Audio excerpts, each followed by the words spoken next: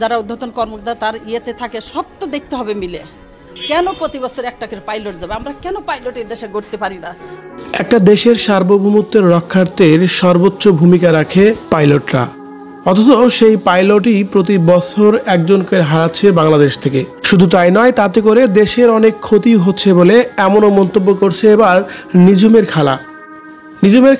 নিজুমের বর্তমান অবস্থা এবং কি তৌকির ইসলামের ঘটনা নিয়ে এবার কি বলছে, ভিউয়ার্স এ বিষয়ে জানতে সম্পূর্ণ ভিডিওটি দেখে সঙ্গেই থাকুন। পাইলট তৌকির না ফেরার দেশে পাড়ি জমিয়েছে আজকে 3 সপ্তাহ হলেও তার আলোচনা যেন এখনও থেমে নেই। তার কারণ তার মৃত্যু এবং কি তার সাথে ঘটে যাওয়া মাইলস্টোন স্কুল অ্যান্ড কলেজের ঘটনাও যেন রীতিমতোই অবাক করে দিয়েছে পুরো পৃথিবী এবং বিশ্বকে।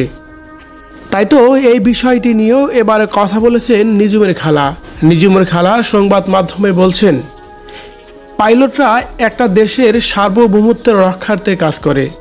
তাদেরকে এক কথাই বলা হয় সুপারম্যান, যারা কিনা আকাশে উড়ে দেশকে রক্ষার্থে যত প্রকার কাজ আছে সবগুলোই তারা করে।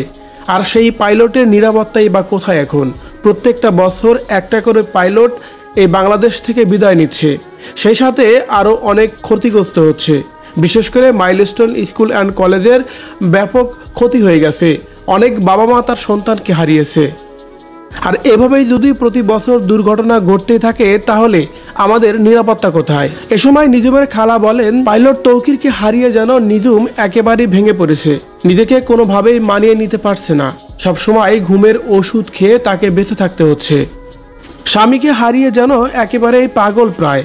এখন এই দায়ভার কে নিবে? বড় বড় ঊর্ধ্বতন কর্মকর্তা যারা আছে তারা তো একটা পাইলট মারা গেলে তারা সংবর্ধনা দিয়ে সেখান থেকে সরে যায়, কিন্তু একটা ব্যক্তি মারা যাওয়ার পর থেকে দুইটা ফ্যামিলির কি হয়? একদিকে সন্তান হারানোর যন্ত্রণায় বাবা মা দুনিয়াতে বেঁচে থেকেও যেন মরার মতোই বেঁচে থাকছে, অন্যদিকে তার স্ত্রীও যেন পাগল প্রায়। আর এই যদি হয় দেশের অবস্থা, তাহলে আমাদের সবার নিরাপত্তা কোথায়?